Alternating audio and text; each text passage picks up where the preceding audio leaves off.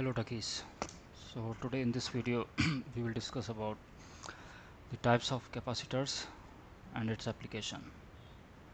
So you have seen many capacitors and you may get often confused that which capacitor should be used, and questions may have come in your mind that all these capacitors look very different.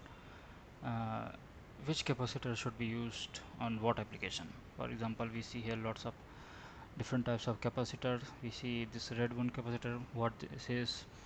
We see this kind of capacitor, we see this kind of capacitor, and we have seen many times this kind of capacitors. So what these capacitors are, and what these capacitors are called, and what exact application is this, where this capacitor will be used. So let's try to understand in this video uh, that what are these capacitors, and which capacitors to use under what applications. So let's go to our next slide. So basically there are two types of capacitors. One is polar capacitor and one is non-polar capacitor. And before that there are two types of capacitor. One is constant and one is variable. In variable capacitors, these are mechanical capacitors in which we shift the distance between two plates, one anode and cathode, using some mechanical system.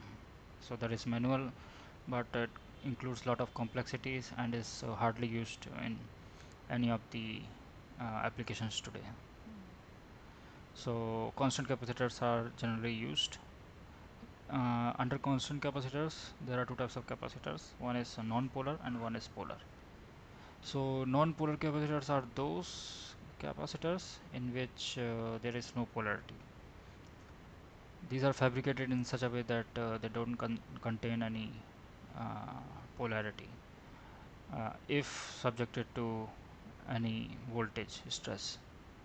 So they don't form any uh, anode or cathode internally. So as it is clear from the name, non-polar capacitors. So non-polar means no polarity. That means it can be used for AC applications. However, this can also be used for DC application or DC voltage because they don't form any polarity. Therefore, regardless of the nature of the voltage, these capacitors can be used just for getting the capacitance out of it.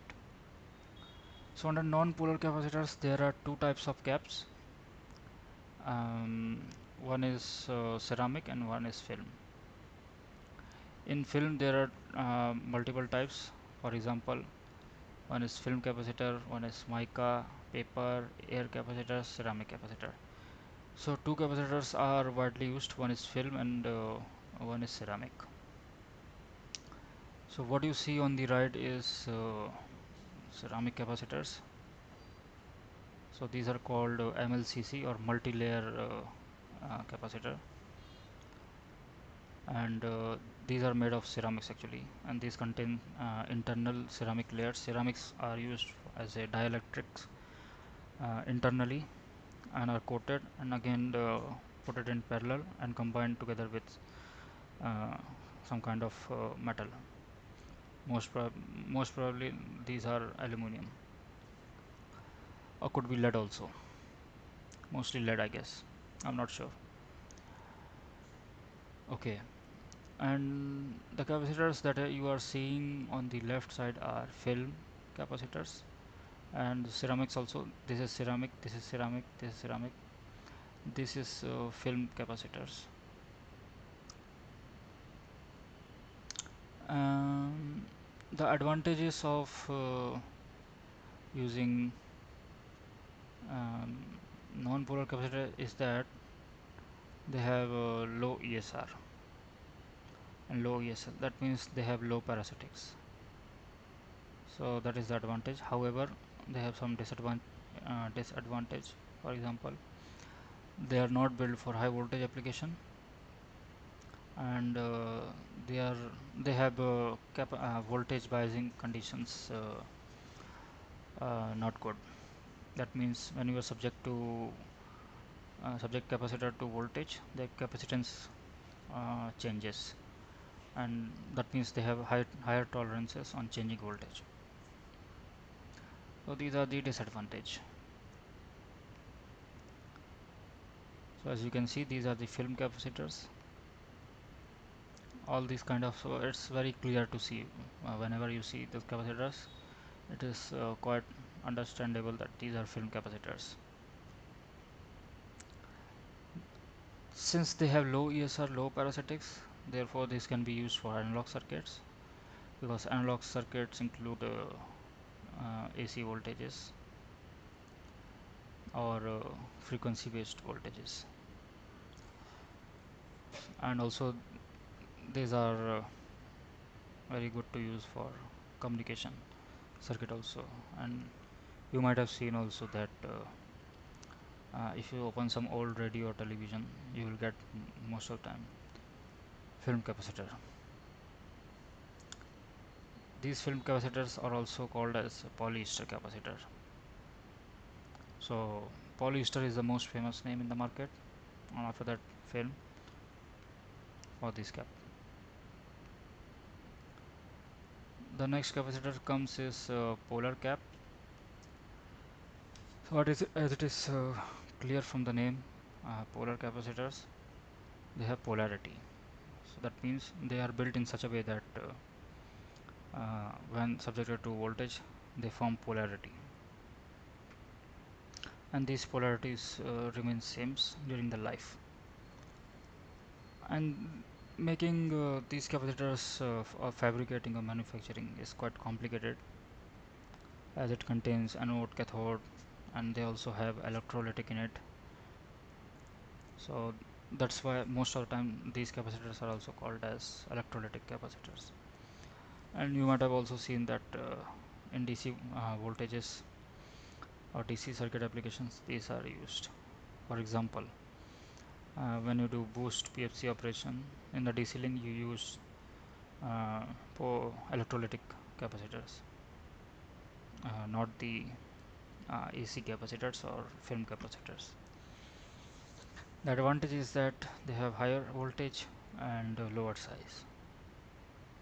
So this is the big advantage for them. As compared to film capacitors, they have higher ESR and parasitics.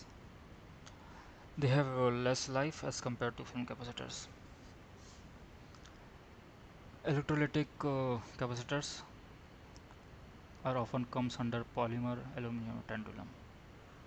These are the plates or anode or cathode that you use for charge transfer. If it is aluminum, then it is called aluminum electrolytic or tantalum capacitors. So guys, in summary, there are two types of capacitors. One is polar, non-polar. Under polar, there is only one, which is called electrolytic, and in electrolytic there is aluminum and tantalum, most of the time used for uh, higher voltages with lower size and cheaper, also used for DC voltage applications, and they have poor parasitics as compared to film capacitors. On the other hand, non-polar capacitors, they have good parasitics, that means less parasitics, and they comes with low voltage. As you increase the voltage level, their size will increase, and they have bad DC biasing conditions, that means voltage biasing conditions, that means they have higher tolerance based on changing voltage, and they have good parasitics, as I told. Out of these, MLCC is the most favorable one, because they comes in lower size, and the package of this is really good, and it is easy to customize the layout. So yes, and you have seen AC motors, fans, and you have seen the capacitors of that, and you know that now which capacitors are those.